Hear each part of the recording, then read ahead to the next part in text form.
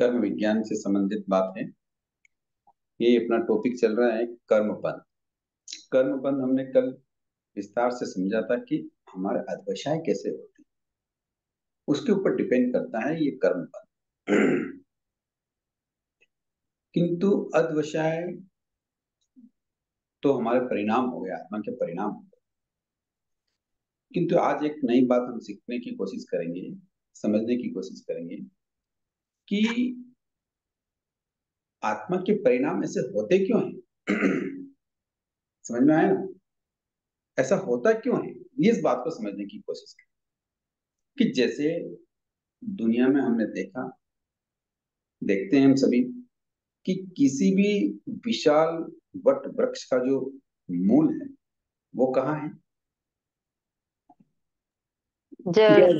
जड़। जड़। जड़। जड़ कैसे बनी? बीज से। तो हाँ, बीज से। यानी कि वो विशाल वट वृक्ष कब तैयार हुआ? जब उस भूमि में उसका बीज वपन हुआ। समझ रहे ना? तभी तो वो इतना विशाल वट वृक्ष बना। उसकी जड़ें गहरी हुई, तना बड़ा हुआ, उसकी टहनियाँ, पौधे, पत्ते, फूल, पुष्प, फल विशाल मात्रा में वो बहुत बड़ा भी होता है। ऐसा हुआ क्यों? कि उसके भूमि के अंदर उस वट वृक्ष के मूल में बीज का कार्य हो रहा है। जब वो बीज उस भूमि में वपन हुआ था, डाला गया था, तब वो बहुत छोटा था। उसी बीज के कारण वो वट वृक्ष बन गए। सही है ना?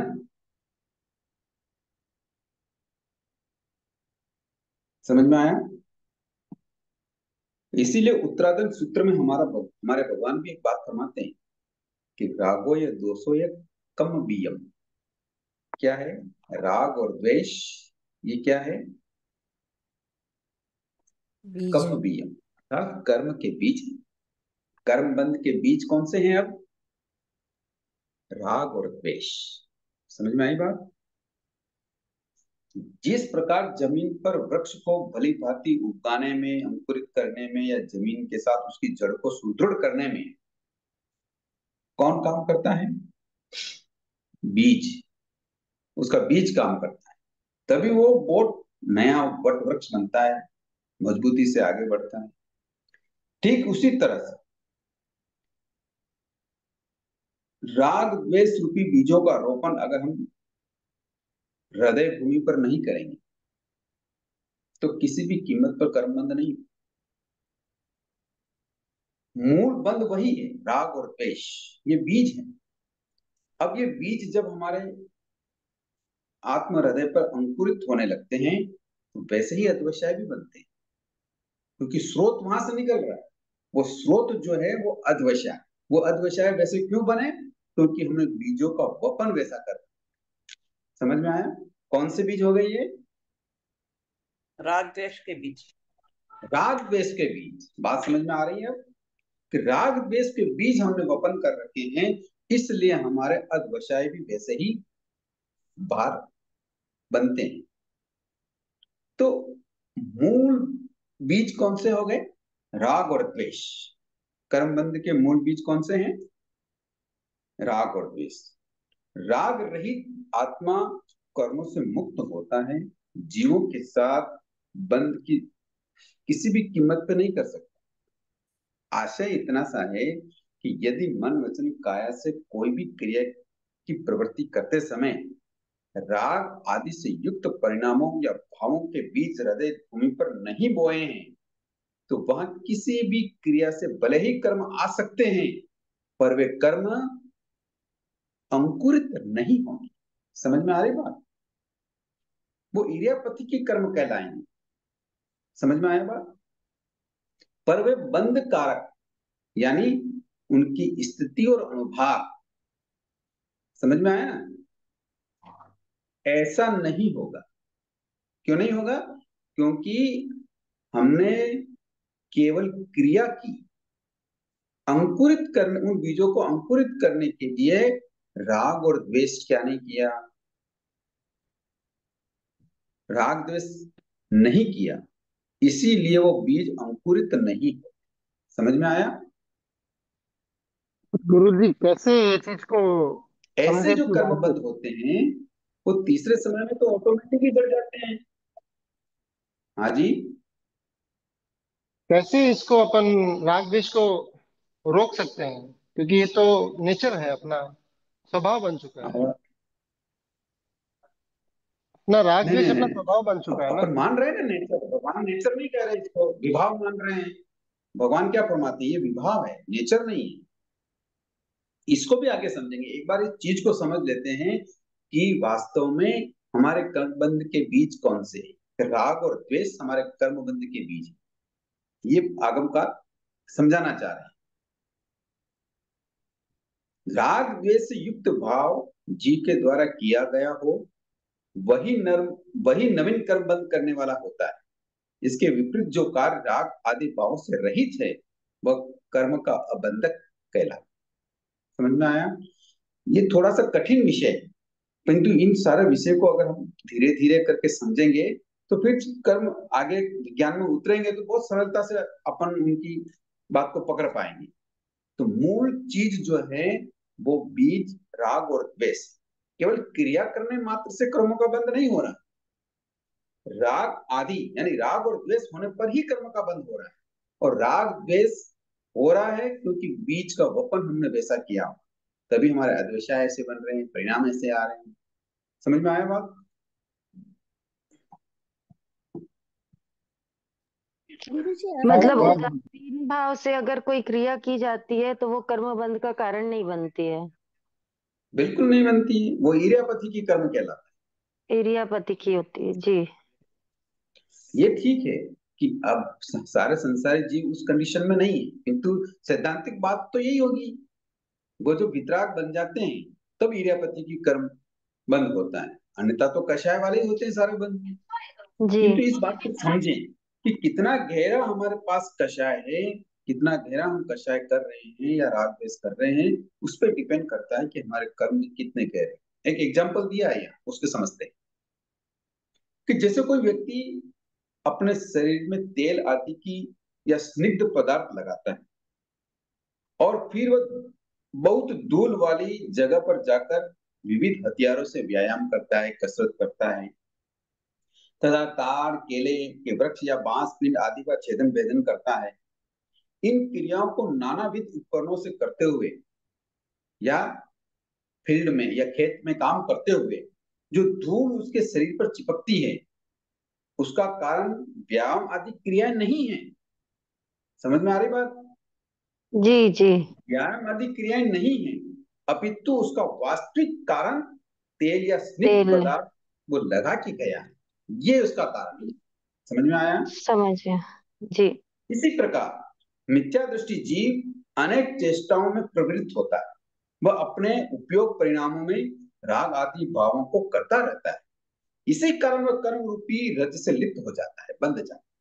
इसके विपरीत वही व्यक्ति जब अपने शरीर से तेल आदि स्निग्ध पदार्थ को पोंछकर या धोकर या नहाकर जाता है, फिर वो कार्य करता है या व्यायाम करता है, कसरत करता है, खेत में सबसे बड़े काम करता है, तो वृक्ष छेदन आदि करता है, कुछ भी करता है, परंतु अब तेल आदि की चिकनाई नहीं होने से उसके शरीर पर धूल नहीं चिपकती, नहीं जमती। उसी प्रकार सम्यक दृष्टि जीव अनेक विध योग यानी मन वचन काय की प्रवृत्ति में प्रवृत्त रहता है, किंतु उसके उपयोग में यानी उसके परिणामों में यानी उसके अध्यवसाय में राग और द्वेष का अभाव रहने से वह कर्म रज से लिप्त यानी बंद नहीं होता। समझ में आई बात?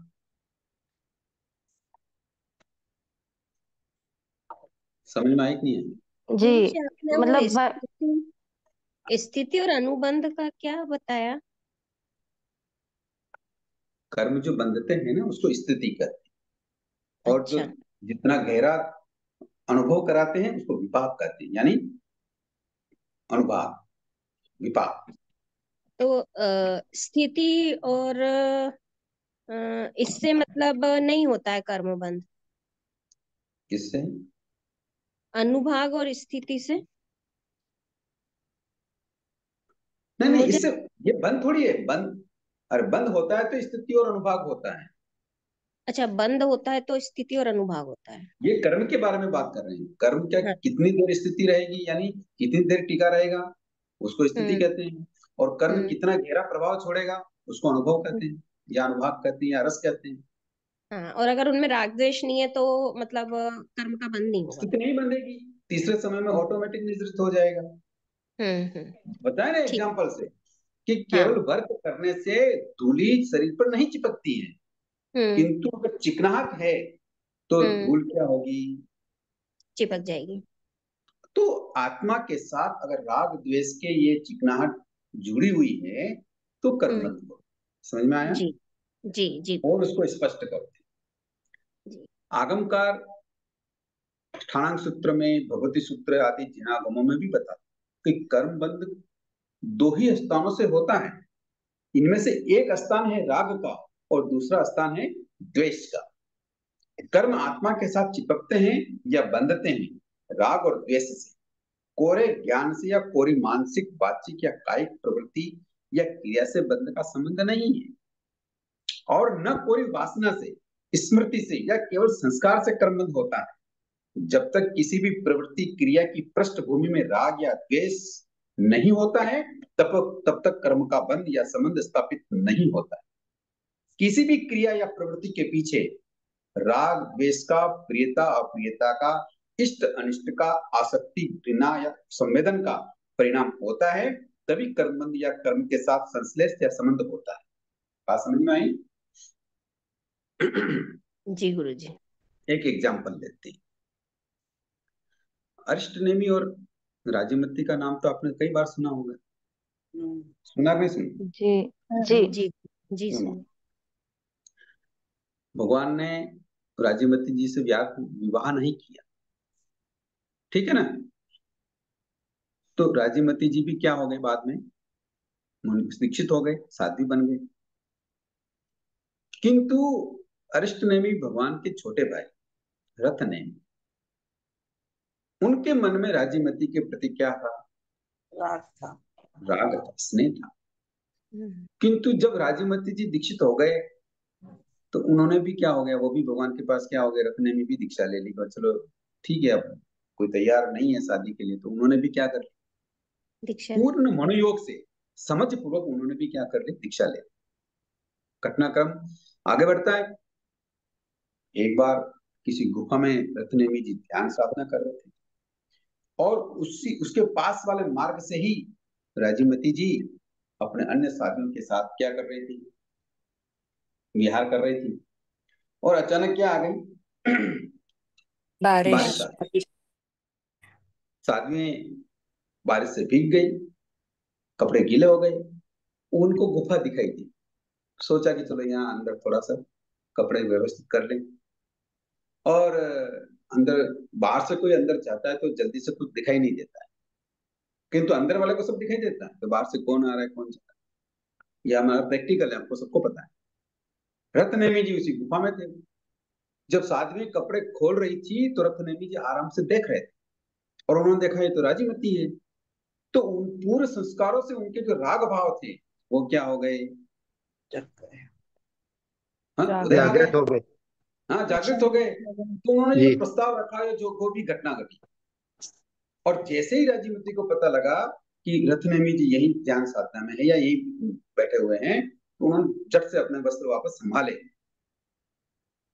किंतु क्या राजीमती जी को कर्मबंध हुआ या रत्नेमी जी को कर्मबंध हुआ?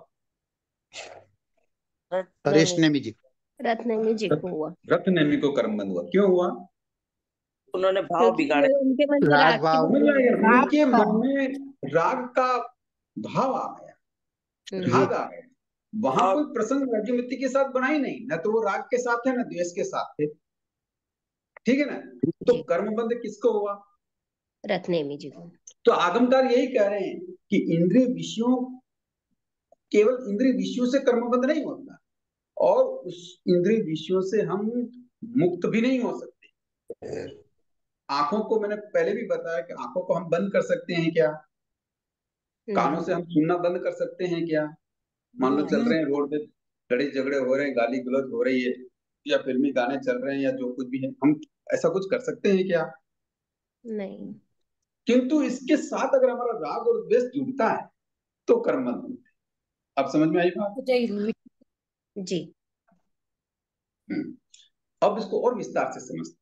देखो, बात गहराई से समझेंगे तो हम जो आराधना कर रहे हैं ना, सामायिक की, संवर की, औषध की या तप की, ये इतनी निर्मलता से होगी और पवित्रता से होगी कि आपको खुद आत्मिक आनंद आएगा। अब यह बात सुख बोलते हैं जिसे हम, सुना ना, नाम सुना नहीं सुना? व्यूअर्स, हाँ सुना। हाँ, किसका?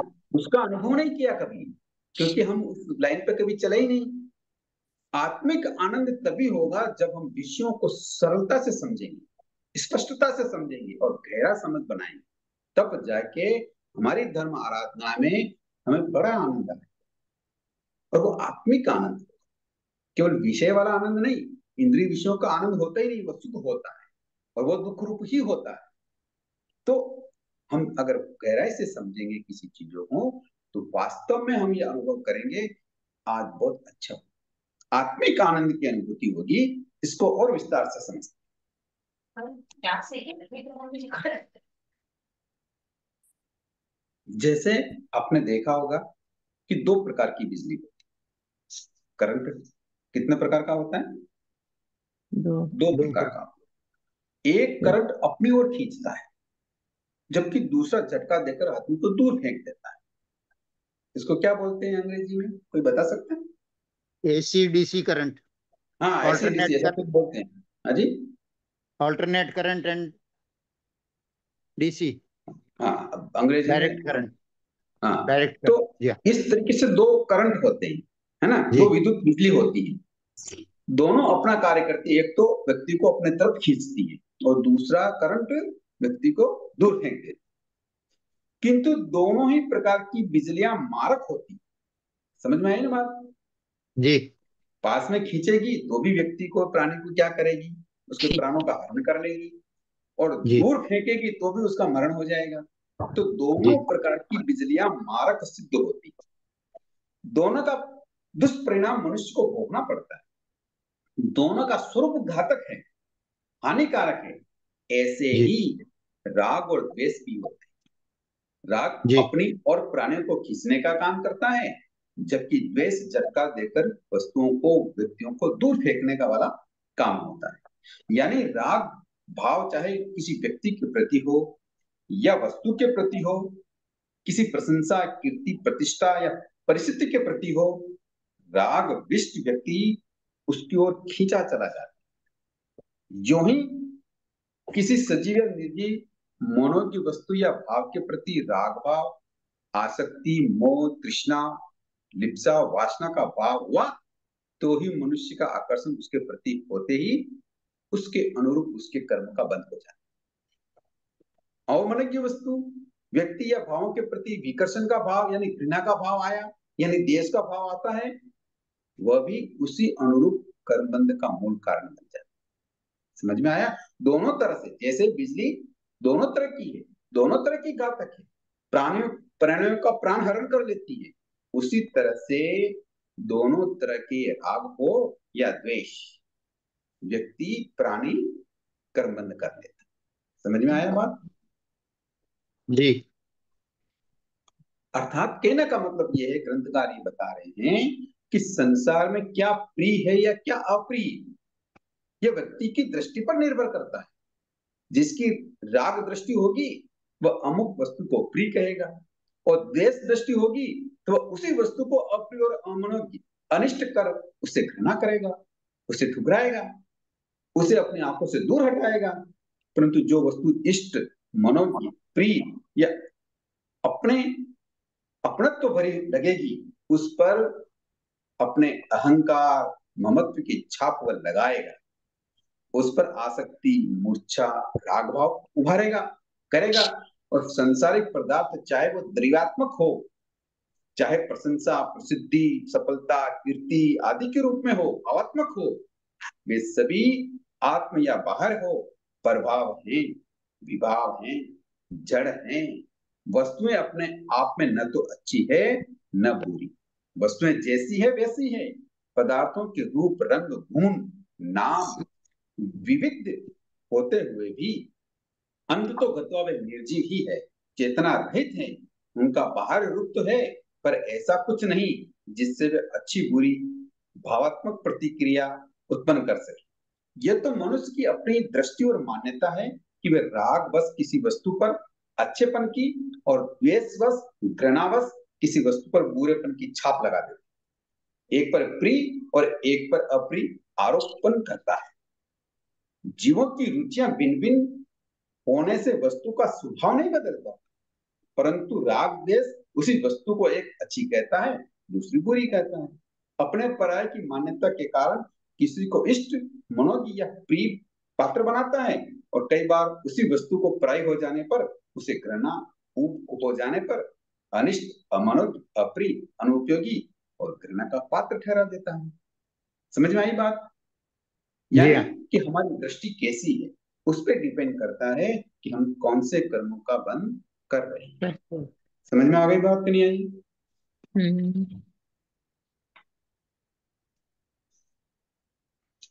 चीजें समझ में आ रही है? जी गुरु जी। इसीलिए उमा स्वाति जी एक बात कहते हैं, आचार्य उमा स्वाति जी एक बात कहते हैं कि राग और द्वेष वस्तु पर निर्भर नहीं है, ग्राहक पर निर्भर है कि ग्राहक कैसा आया है, उसके ऊपर डिपेंड करता है कि राग और द्वेष होगा या नहीं। जगत में कोई भी वस्तु या व्यक्ति अपने आप में न तो प्रिय है, नहीं अप्रिय।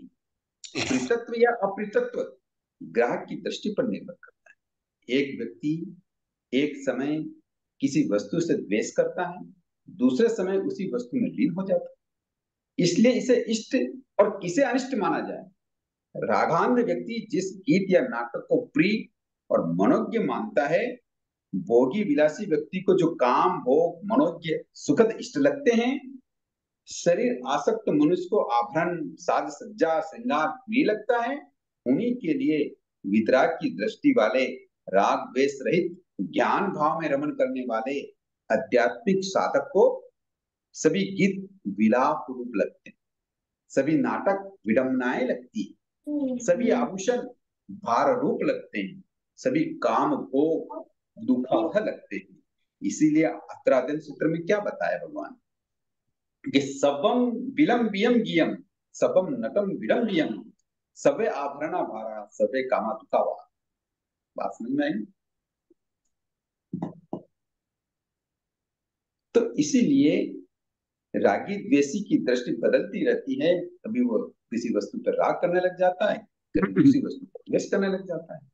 तो इस तरीके से कर्म बंध के मूल बीज हैं राग और द्वेष।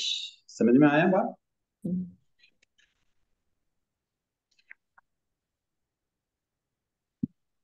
गुरुजी ये बात समझ में आई मुझे कि खुले तार को हाथ लगाएंगे तो शॉक लगेगा, दोनों तारों को हाथ लगाएंगे तो, और चप्पल या फिर लकड़ी, रबर की चप्पल या लकड़ी अगर वो वस्तु से करेंगे तो अपने को शॉक नहीं लगेगा।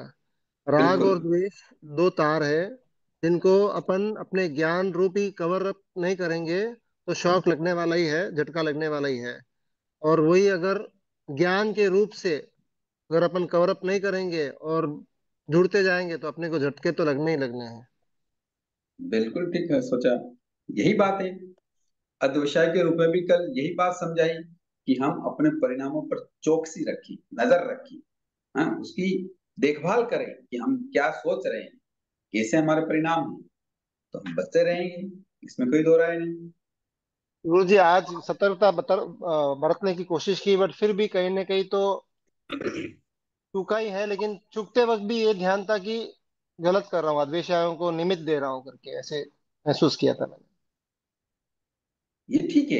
देखो, वास्तव में हम पूरी परिस्थितियों को समझ नहीं पाते हैं, क्योंकि हमारे पास इतना नॉलेज नहीं है। दृष्टि तो सम्यक बन गई है, किंतु वो गहरी नहीं बन पा रही, क्योंकि ज्ञान की मात्रा कमी है, हम ज्ञान को समझ नहीं पाए हैं।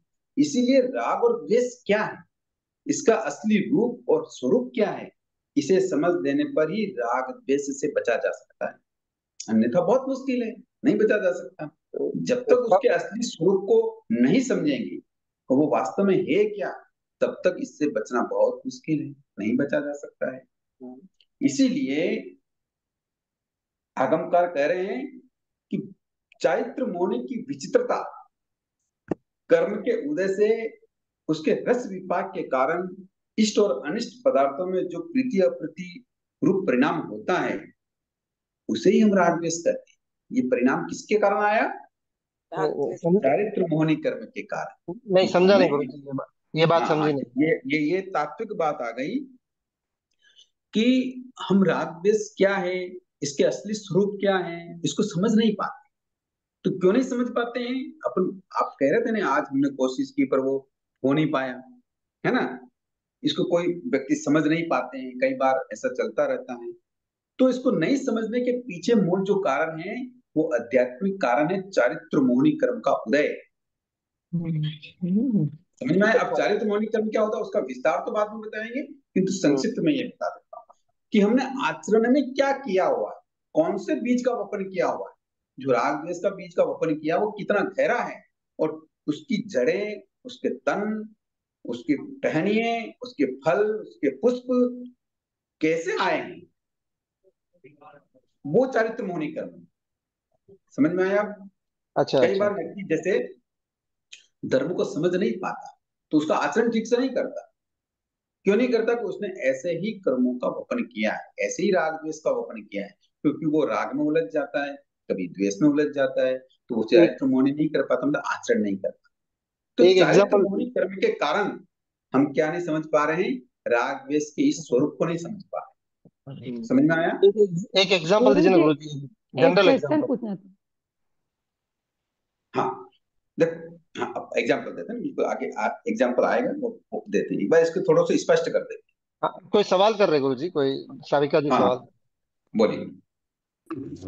मैं बोल रही थी, जैसे कई धर्म को भी समझते हैं पर वो फॉलो नहीं कर पाते, उस चीज को राग द्वेष से दूर नहीं हट पाते, तो वो किस कारण से होता है सर?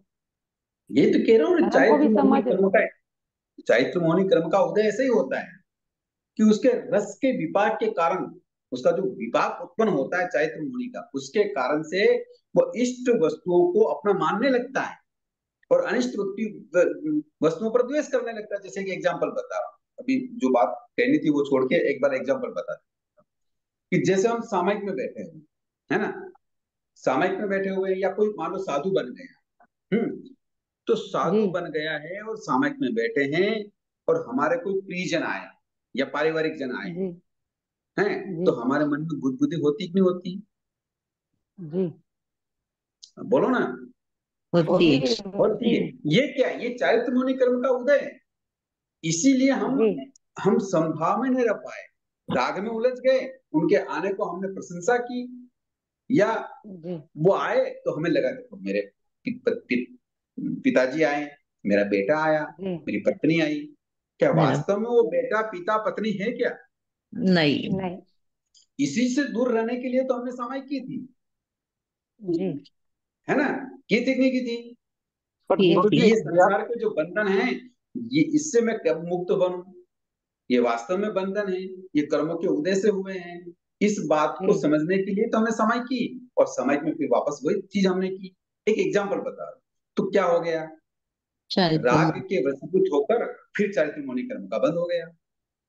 जी समझ में आया बात? जी उसी प्रकार द्वेष की बात करते हैं कि मान लो हम सामयिक में बैठे हैं, समर में बैठे हैं, या साधु बन गए हैं, जी और कोई पुराना व्यक्ति या ऐसी चीज हमारे सामने आई, या ऐसा वस्तु हमारे सामने आया, कि हमने क्या किया? द्वेष कर। जैसे ही कोई व्यक्ति आया, हमें लगा कि नहीं, ये तो हमारा मनमुटाव वाला व्यक्ति है, ये हमें पसंद नहीं करता है। हम फट से वहां से उठे, जी दूसरी जगह जाके बैठ गए, है ना। द्वेष के भाव। या ऐसी कोई वस्तु आई कि जो दुर्गंध वाली है, तो जट से हमने अपना नाक पे क्या लगाया? कपड़ा कपड़ा लगा। लगाया, है। तो हमने उसके प्रति क्या करी? घृणा की। वस्तु के स्वभाव को हमने समझा नहीं। वही दुर्गंध किसी दूसरे व्यक्ति को अच्छी भी लगती है, दूसरे प्राणी को अच्छी लगती है। आप सुअर देख लो, उसी गंदगी में आराम से बैठे रहते हैं, सोए रहते हैं, उनका जीवन आनंद से निकलता है। क्या उनको वो दुर्गंध नहीं लगती? इसीलिए तो आगमकार कह रहे हैं कि वस्तुओं में क्या नहीं है, प्रियता अप्रियता नहीं है। प्रियता अप्रियता हमारे कर्म के कारण है, आचरण में है। इसीलिए तो हम क्या कर रहे हैं, राग द्वेष कर रहे हैं और हम बंद कर रहे हैं, और इसीलिए वो चारित्र मौनी कर्म का उदय आ रहा है। तो हमें वो प्रिय अप्रियता से दूर नहीं हटने देता। वो चारित्र मौनी का उदय आता है तो हम किसी से स्नेह रखते हैं, किसी से द्वेष करते हैं। समझ में आई बात? चारित्रमौनी कर्म की वजह से तो अपन दीक्षा नहीं ले पाते ना, संयम बिल्कुल जीवन ये, नहीं ले पाते। हाँ वो अब उसका विस्तार करेंगे तो कई चीजें आएगी, किंतु मूल चीज यही। दीक्षा की बात तो बहुत लंबी होगी, यहाँ तो अभी धर्म आराधना नहीं कर रहे हैं, राग को उसको छोड़ ही नहीं पा रहे हैं। तो गुरु जी, दीक्षा के बाद में भी तो राग द्वेष तो होता ही है ना। होता है तो फिर वो अपने संयम पर्याय से या संयम के जो दायरे हैं या संयम के जो पजवे हैं, या तो उनको कम कर रहे हैं या उसको बढ़ा रहे हैं। अगर वो संभाव रखते हैं, उस बात को समझते हैं, तो संयम के पर्याय पजवे बढ़ जाते हैं, उत्कृष्ट साधना करते हैं। और उसमें उलझ जाते हैं तो संयम के पजवे कम कर देते हैं। साधुता हाँ तो रहती है, उनका स्टॉक कम हो जाता है। समझ में आ रही बात? हाँ गुरु जी, लेकिन चारित्रमौनी कर्म से 6 हो गए तो दीक्षा ले लिए, उसके बाद चारित्रमौनी कर्म के उदय भी तो वापस आ सकते हैं ना। और आ सकता है, वो मैं यूं नहीं कह रहा हूँ, आ सकता है तो कई बार गृहस्थी बन जाते हैं वापस। नहीं नहीं, संयम जीवन उन्होंने पालते हैं, संयम जीवन पालते हैं उसमें तो भी। वो तो बताया ना मैंने, जैसे मान लो एक कमरे में बड़ा 100 वाट का बल्ब लगा है, हम्म। उसके भी उससे भी कमरे में प्रकाश रहता है। और हाँ हाँ एक मान लो 10 वाट का, 9 वाट का, 6 वाट का बल्ब लगा, उससे भी प्रकाश रहता है कि नहीं रहता है? हाँ रहता गुरु है। जी। पर फर्क है कि नहीं है? हाँ गुरु जी। बस। तो संयम तो होता है, साधुता होती है, किंतु साधुता के पजवे में, पजवे मतलब पर्याय, यानी उसके नियम क्वालिटी में फर्क हो जाता है। अच्छा गुरु जी, ये भोगावली कर्म और ये क्या है, चारित्रमौनी कर्म में कोई ये भी रिलेशन चारित्रिक है कर्म क्या? के उदय हैं। इसको देसी भाषा में हम भोगावली कर्म कहते हैं। अच्छा, इसी को भोगावली कर्म कहते हैं। हाँ हाँ, देसी भाषा में भोगावली कर्म कहते हैं। तो इसको बाकी क्षय वो करने का, चारित्र कर्म का उदय है। मैंने कहीं पढ़ा था गुरु जी कि भोगावली कर्म निकाचित कर्म नहीं होता है। नहीं होता है, कई बार क्यों नहीं होता है। अच्छा, हम्म। तो भोगावली कर्म को क्षय करने के तरीके क्या है फिर, यही चारित्रमौनी कर्म के? नहीं वो वैसे भोगना पड़ता है। एक बार एक घटना भी आती है, वो मुझे याद नहीं आ रही। एक मुनि ने दीक्षा ली, दीक्षा लेने का प्रयत्न किया और आकाशवाणी हुई, हाँ नाम थोड़ा मैं भूल गया हूँ। तो बोले नहीं नहीं, अभी तुम्हारा समय नहीं है दीक्षा लेने का। किंतु वो जबरदस्ती समय दीक्षा ले लेते हैं और फिर वापस वो मुनि जीवन छोड़ते हैं और जिससे संबंध थे उनके साथ शादी करते हैं। नंदी अपने से मुनि है क्या? नाम हिंदी से नहीं, नाम को दूसरा है, नाम याद नहीं। नहीं नहीं, कोई दूसरा तो है। फिर वापस वो समय पूरा हो जाता है तो फिर वापस दीक्षा भी ले लेते हैं। ऐसी बात नहीं। हाँ वो नोटिस मिले ना। क्षय करने के तरीके बताइएगा समझ गुरु जी में आ बाद रही में, बात? वैसे भी क्षय करने के तरीके बताइएगा बाद में, क्लास जैसे चलती है वैसे। हाँ हाँ, बिल्कुल बताएंगे। वो तो अभी इस बात को समझ रहे हैं अपन कि वास्तव में होता हाँ, क्या है राग द्वेष, इसको समझ रहे ठीक हैं। तो ठीक ये दोनों बातें होगी, आगे बताएंगे। ठीक है। तो कहने का मतलब ये है कि इसी बात को उत्तरार्जुन सूत्र में भी भगवान ने स्पष्ट बताया कि रागे दोषे ये दोवे पावे, पावक कम्म पवत करे। अर्थात राग और द्वेष ये दोनों अपने आप में पाप हैं, पाप कर्म के प्रवर्तक हैं। प्रत्येक प्राणी दोनों के कारण ही अनिष्टकारी प्रवृत्तियों में प्रवृत्त होता है। यानी कहने का मतलब ये है कि राग और द्वेष दोनों ही बेड़ियां हैं। लोहे की बेड़ी कह दो या सोने की बेड़ी, दोनों ही बेड़ियां हैं जो मनुष्य को कर्म के बंधन में जकड़कर कर्म के अधीन यानी पराधीन बना देती है। जिस प्रकार कुलीन और सज्जन मनुष्य को लोहे की बेड़ी बना दी जाए, चाहे सोने की हो, दोनों की अवस्था में वह स्वयं को अपमानित महसूस करता है, वह प्रसन्न नहीं होता। तो किसी प्रकार आत्मार्थी मुमुक्षु मानव राग और द्वेष को बेड़िया मानकर आत्मा को उनके बंधन से यथाशीघ्र मुक्त करना चाहता है। वह राग द्वेष के प्रभाव से आत्मा को बंधन ग्रस्त मानकर दीनता, हीनता या पराधीनता से छुटकारा दिलाने का प्रयत्न करता है। इसी प्रकार वह अपने संसार परिभ्रमण को सीमित करता है, क्योंकि वो दोनों को क्या मान रहा है, बंधन मानता है। राग हो या द्वेष, दोनों को बंधन मानकर उससे यथाशीघ्र मुक्त होने का प्रयत्न करता है। आत्मार्थी साधकों के लिए भी भगवान ने बहुत ही स्पष्ट परामर्श दिया है। क्या दिया कि इस जन्म मरण आदि दुख बहुल संसार में आणि सुखी व्हिडिओ तभी स्टार्ट होगे करूया ना, जब तुम द्वेष भाव को छिन्न भिन्न कर मी दो ऍक्च्युली बंद और करेल. राग भाव का त्याग कर दो।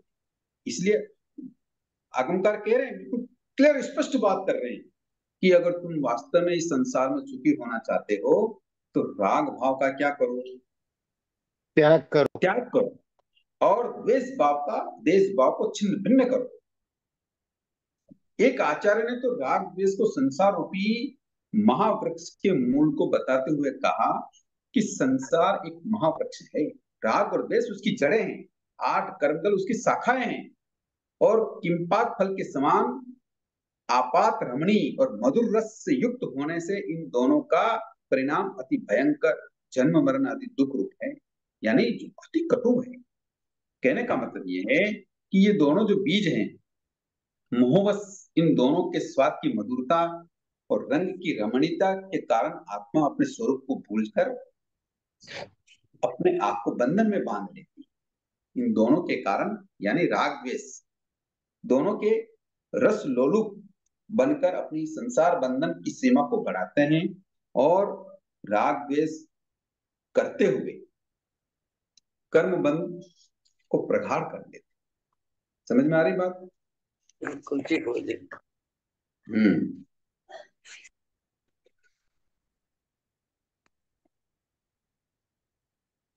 इंद्रियों और मन में कुमार राग मुनी द्वेष है, आद्र कुमार मुनि है वो। कोई बात नहीं, वो नाम में ज्यादा डिटेल में मत जाओ, विषय को समझ लो आप, कोई बात नहीं, जो भी है ठीक है।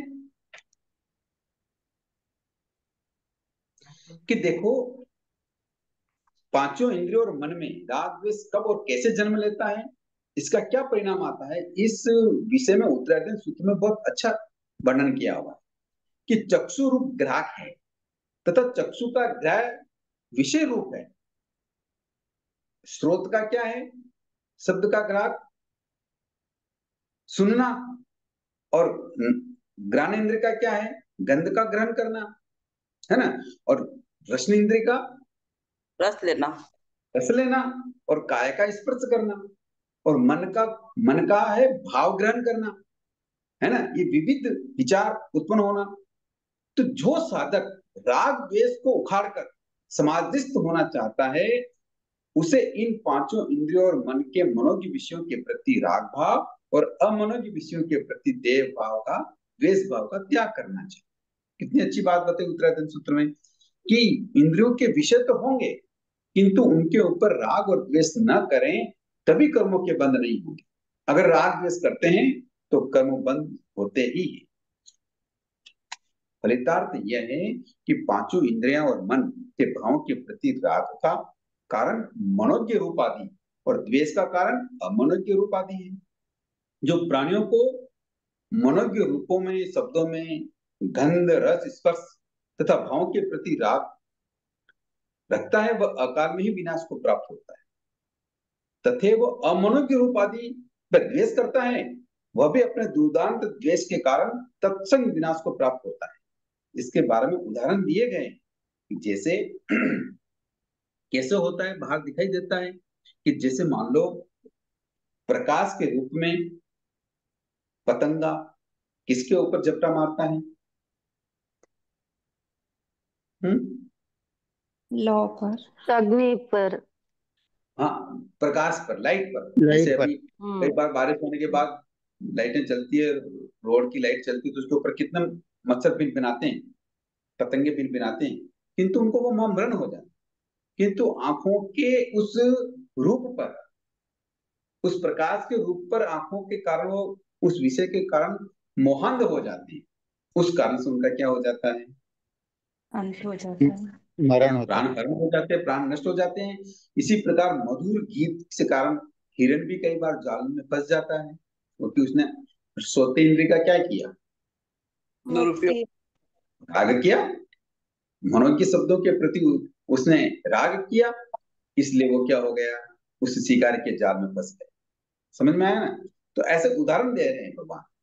तो इस प्रकार जैसे मछली है, तो मछली क्या होती है, मछली पकड़ने वाले कांटे पर क्या लगा देते हैं, कभी कोई खाने का पदार्थ लगा देते हैं, तो उस रस लोलुप में वो मछली उस वस्तु को खाने के लिए लालच होती है और खुद क्या हो जाती है, पकड़ फंस में जाती है। हाँ, तो इस प्रकार इंद्रिय विषयों में जब तक हम लालायित नहीं होंगे, उसके प्रति राग या द्वेष नहीं करेंगे, तब तक कर्मों का बंध नहीं होगा।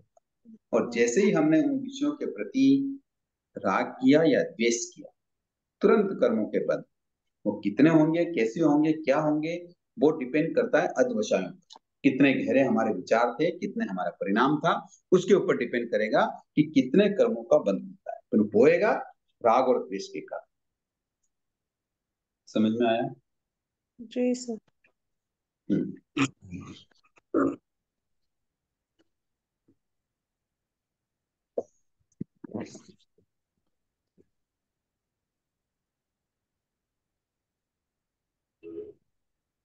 बात समझ में आ रही है? हाँ गुरुजी। राग और द्वेष दोनों में से राग भाव को छोड़ना अति दुष्कर। राग और द्वेष में, द्वेष तो भयंकर है ही, इसे पहचाना जा सकता है। पति पत्नी में परस्पर मनमुटाव हो जाए, कुछ हितैषियों के कहने सुनने समझाने से उसमें परस्पर द्वेष भाव दूर भी हो सकता है, कोई बड़ी बात नहीं। किंतु राग भाव तो इससे अधिक सूक्ष्म और भयंकर है, वह शीघ्र पकड़ में आता भी नहीं। और संप्रदाय के प्रति भी कह दो, कट्टरतापूर्ण राग को व्यक्ति धर्म आराधना का रूप देकर धर्म मानने लगता है। राग भाव इतना गूढ़ होता है कि इसे जानना, पहचानना, छोड़ना उतना सरल ही नहीं है। अतः द्वेष भाव को छोड़ना सरल है, किंतु राग भाव को छोड़ना सरल नहीं। इसलिए केसी श्रमण मुनि ने जब गंधर्व गौतम से कहा, पूछा कि इस लोक में बहुत से जीव पास में बंधे हुए हैं, यानी बेड़ियों में बंधे हुए हैं, फिर आप इस लोक में रहते हुए लघु भूत और पास मुक्त होकर कैसे विचरण करते हैं? कि हे गौतम स्वामी, हे गौतम भगवान, आप कैसे इससे मुक्त होकर विचरण कर सकते हैं? इस पर उन्होंने भगवान ने, गौतम स्वामी ने कहा कि भगवान, राग और द्वेष आदि भयंकर और तीव्र स्नेह घाड़ पास बंधन है। मैं यथा क्रम से प्रभु वचनों से इनका छेदन करके यथा न्याय विचरण करता हूं। गौतम गंधर्व ने राग आदि को स्नेह पास अत्यंत घाड़ बंधन का, भामिनी विलास में राग द्वेष को तीव्र बंधन बताया। संसार में बहुत से बंधन हैं, किंतु राग रूपी रस्सी का बंधन अनोखा है, जिसके बस होकर कष्ट को भेदन करने में निपुण भोरा भी कमल कोष में बंद होकर अपने प्राण दे देता है। समझ में आया? गुरुजी, जी। आपने अभी जो फरमाया उसका थोड़ा सा एक कोई एग्जांपल को बताइए ना, ऊपर नीचे अंतर में क्या क्या होता है करके। जैसे एक बात बताता हूँ, यहाँ भोरे की एक एग्जाम्पल आया कि भौरा देखा, भौरा काला होता है, भूं करके हाँ हाँ बोलता है हाँ गुरुजी, फूल के है ना? पास घूमता रहता है। हाँ फूल के पास घूमता रहता है, फूलों के हाँ पास।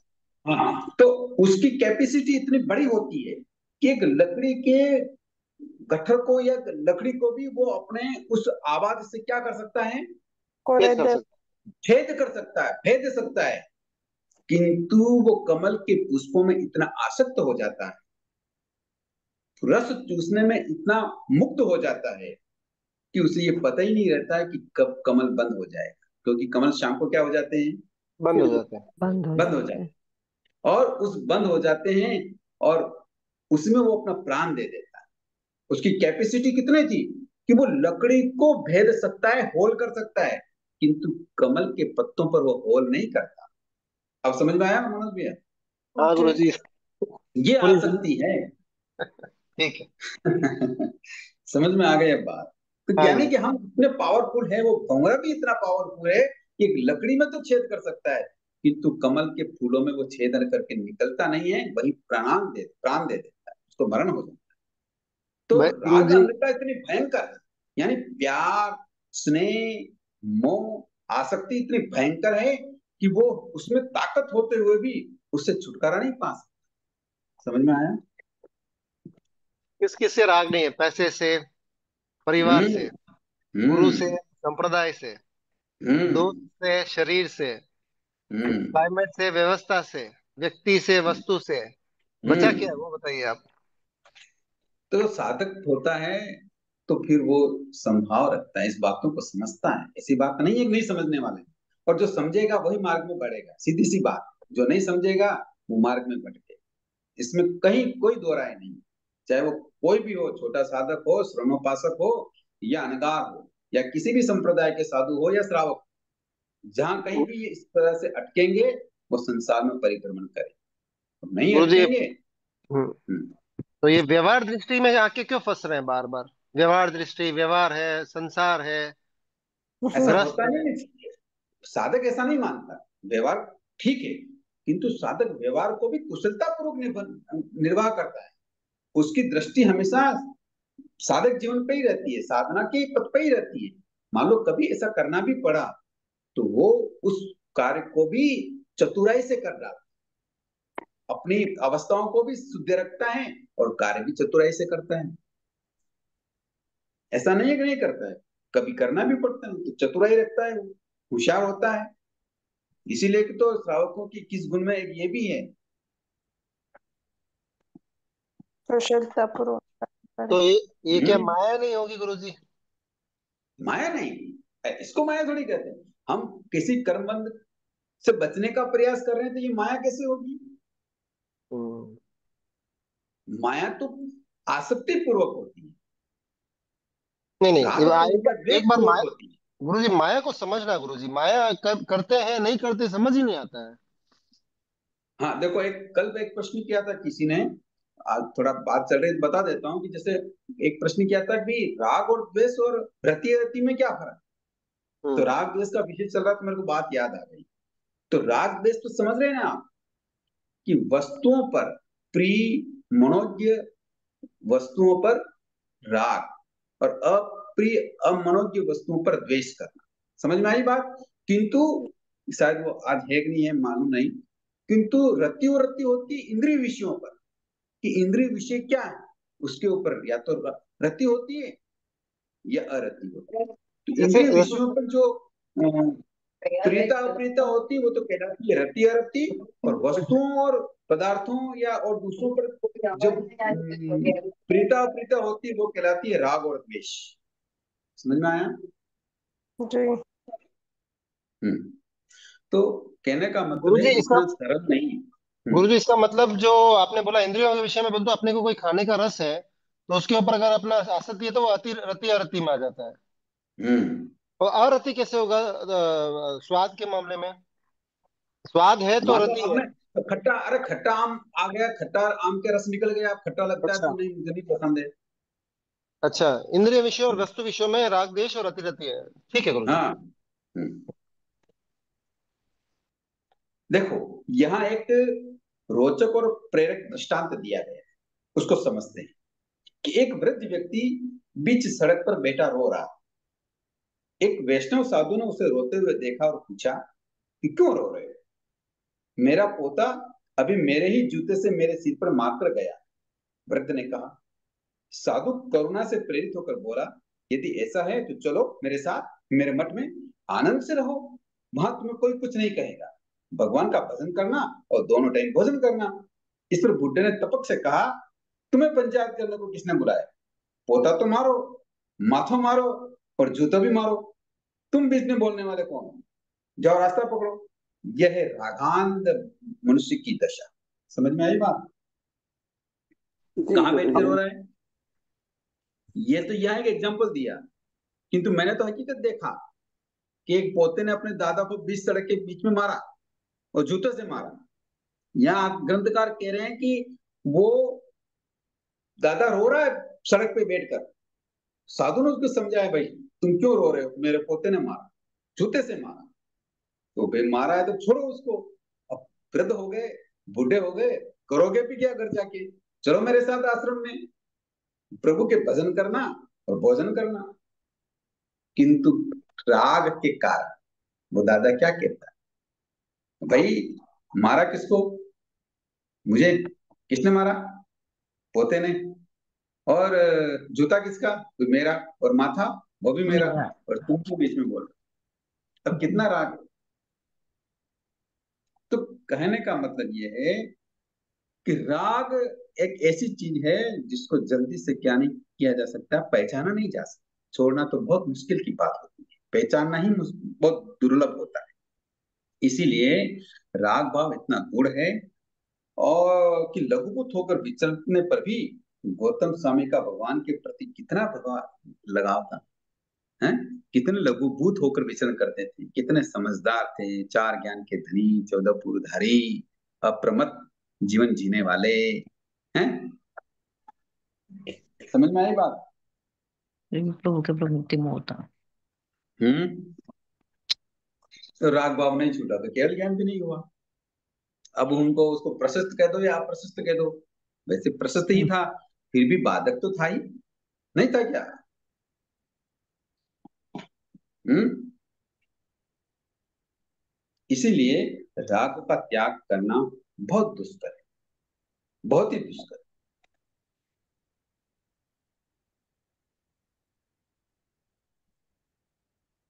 तो राग का त्याग दुष्कर है, इसलिए है कि उसकी तीव्रता, मंदता या प्रशस्तता, अप्रशस्तता की दृष्टि से अनेक प्रकार है। साधक कोटि का व्यक्ति भी उसके बुलावे में आ जाता है, उसके बुलावे में रहता है कि मैंने घर बार, कुटुंब, कबीला, संसार, उपभोग की चीजें छोड़ दी, इसलिए मैं राग त्यागी हो गया। परंतु दूसरे प्रकार से मोहनी कर्मश जिन वस्तुओं को छोड़ दिया, उन पर ही अंतर में मोह, ममत्व, सूक्ष्म वासना, कामना, नामना, प्रसिद्धि, आडंबर, प्रियता, प्रशंसा आदि के परिणाम उसके मन में चलते रहते हैं। कभी कभी तो वह साधक राग उत्कृष्ट हो जाता है तो देव, निर्ग्रंथ, गुरु और धर्म के प्रति अनुराग को जैन सिद्धांत अनुसार प्रशस्त राग कहा है। परंतु वह प्रशस्त राग अज्ञानवश जब अपने संप्रदाय मान्य या अमुक नाम के वितराग देव के सिवाय या अन्य नाम के वितराग देव के देव मानने वालों के प्रति देश भाव युक्त हो जाता है, तब वही अप्रशस्त राग हो जाता है। समझ में आई बात? आजकल ऐसा भी चलता है, ऐसी कई संप्रदाय भी हैं, ऐसा कहती है, मैंने सुना है कि अन्य संप्रदाय के साधुओं को वंदन नमस्कार नहीं करते, ऐसा सुना है मैंने। तो कहने का मतलब फिर वो क्या कर रहे हैं, खुद के ऊपर तो राग कर रहे हैं और दूसरे के ऊपर द्वेष कर रहे। द्वेष कर रहे हैं। तो इससे कर्मबंध नहीं रुकेंगे, कर्मबंध होंगे। अगर कर्मबंध से मुक्त होना है तो राग द्वेष की इस प्रवृत्ति को क्या होना पड़ेगा, समझना पड़ेगा। समझ में आई? जी हाँ।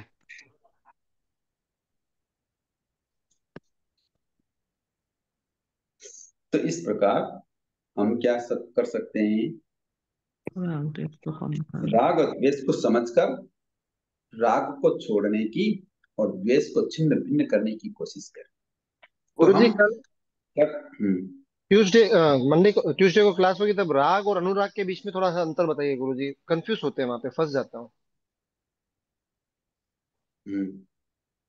वो बिल्कुल ठीक है। वो राग का ही सूक्ष्म अंश है, इसलिए उसको अनुराग कह दिया है शब्द को, बाकी है वही राग ही है। राग, अनुराग, वितराग, तीनों चीजों को समझना गुरुजी। हाँ, वो तो वहाँ वितराग अलग हो गया, वापस वो चीज अलग है। यहाँ थोड़ी सी बात बता देते हैं, जैसे समय हो गया है, फटाफट करते हैं कि व्यवहारिक दृष्टि से राग के 4 रूप बनते हैं। शुद्ध राग, शुभ राग, अशुभ राग और शुद्ध राग। 4 चीज हो गई ना, अशुद्ध राग और शुद्ध राग, शुभ अशुभ। अशुभ राग और शुभ राग, 4 हो गई ना बातें। अशुद्ध राग वह है जिसमें क्रूर, मलिन और दोषपूर्ण वृत्तियों के प्रति चारों कसायों की उत्कृष्टतावश आकर्षण होता है। जैसे चोरों, डकैतों आदि का धन के प्रति, कामी का लंपटता के प्रति, आतिताय या आतंकवादियों का सत्ता के प्रति जो व्यामोह होता है ना, इसे गंदे नाले का पानी कहा जा सकता है। समझ में आ गई? ये अशुद्ध राग है। समझ में आया? गुरुजी नहीं समझ में आया? सांसारिक एग्जाम्पल दीजिए गुरुजी, ये चोर डकैती अपने तो विषय नहीं है, तो समझ नहीं आया। हाँ, नहीं ये जैसे मान लो बिजनेस में कपट करना, छल करना, हम्म। या घर में किसी वस्तु कोई लाता है तो छोटे भाई के बच्चों को कम देना, अपने बच्चों को अधिक देना, ये सारी चीजें हैं। बस ये अच्छा, क्या है, ये क्या है, ये अशुद्ध राग। ठीक है ठीक है। ठीक है, अशुद्ध राग हो गया। अब अशुभ राग, जिसमें पत्नी, बालकों आदि, परिवार, मंद मोह या धन का ममत, अपने शरीर इंद्रियों के विषयों के प्रति सामान्य आकर्षण आदि होना, जैसे कचरा मिट्टी आदि मिला हुआ अशुद्ध पानी कहा जा सकता है। तो ये दोनों प्रकार के राग क्या है, अप्रशस्त है, ये अशुभ राग है। एक तो है अशुद्ध और एक है अशुभ, दोनों में फर्क हो गया। एक तो बड़ी क्वालिटी का, चोरी डकैती हिंसा झूठ युद्ध है, मार काट, ये सारी चीजें किसमें आती है, अशुद्ध अशुभ। राग में। और अशुभ राग पत्नी के प्रति, बच्चों के प्रति, है ना, इन सभी के प्रति क्या है हमारा, वस्तुओं के प्रति, इंद्रियों के प्रति, ये है अशुभ राग। समझ में आया? ठीक है गुरुजी। अब है शुभ राग। शुभ राग क्या है, जैसे दान, पुण्य के कार्य करना है, परोपकार, सेवा आदि शुभ कार्यों के प्रति रुचि वृत्तियां, इसे साफ किया हुआ वाटर वृक्ष पानी कह सकते हैं। ठीक है ना? हम्म। तो हम्म। इसको कहते हैं हम शुभ राग। और शुद्ध राग किसे कहते हैं, तो प्रभु के प्रति अनन्य समर्पण। प्रभु की आज्ञा क्या है, गुरुदेव ने हमें क्या आज्ञा दी, कैसे हम धर्म आराधना करनी है और कैसे हम धर्म आराधना कर रहे हैं, गुरु के प्रति ये अनुराग, भक्ति, धर्म के प्रति अधिक श्रद्धा, रुचि, निष्ठा, निष्काम भाव से करुणा, दया, अनुकंपा, क्षमा, वात्सल्यता और धर्म रक्षा के लिए बलिदान आदि मधुरतापूर्ण व्यवहार, ये चित्त वृत्तियां, ये डिस्टिल वाटर की तरह यानी आकाशीय स्वच्छ जल की तरह शुद्ध राग कहा जा सकता। समझ में आई बात? तो गुरुजी अशुद्ध राग रखना चाहिए। शुद्ध शुद्ध। हाँ, शुद्ध शुद्ध राग रखना चाहिए, मिच्छा एकदम। गुरुजी अच्छा। इसमें निस्वार्थ भाव कहाँ पे आएगा? निस्वार्थ भाव से कोई भी निस्वार्थ भाव से कोई भी परोपकार का काम या दान पुण्य करना हो तो वो किस में आता है? वो शुभ शुभ भाव। शुभ शुभ राग में, शुभ राग में निस्वार्थ भाव वो भी। शुभ हो जाएगा। अच्छा है, ठीक है, आपने किसी को दान दिया, भवन में दान दिया और किसी को दान दिया, उसके करुणा प्रति उसको किया, तो वो शुभ राग में आ जाएगा। निस्वार्थ भाव शुभ वो भी शुभ, शुभ। वो भी निस्वार्थ होना चाहिए, हाँ वो भी है। निस्वार्थ होना चाहिए। किंतु भगवान की क्या आज्ञा है, कैसे हमें धर्म आराधना करनी है, गुरु ने हमें क्या बताया है, उनके प्रति जो निष्ठा और श्रद्धा, रुचि और अनुकंपा, क्षमा, दया, वात्सल्य, ये जो चीजें वो शुद्ध राग। समझ में आया? तो गुरुजी दान से भी ऊपर रखा है भगवान की आज्ञा। हाँ बिल्कुल।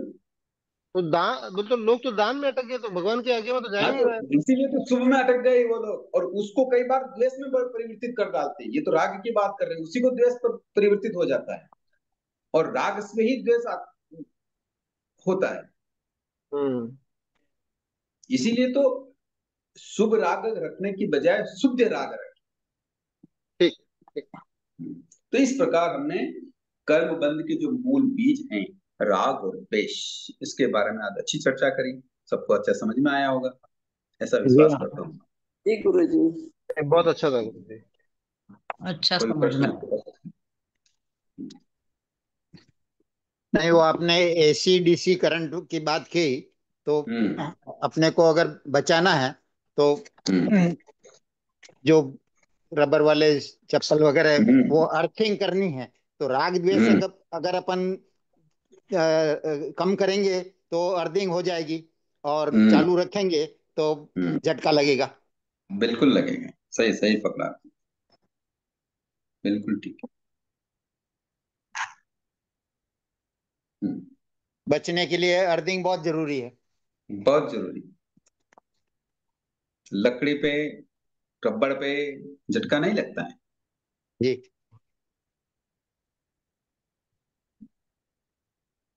और किसी के प्रश्न उत्तर कर सकते हैं?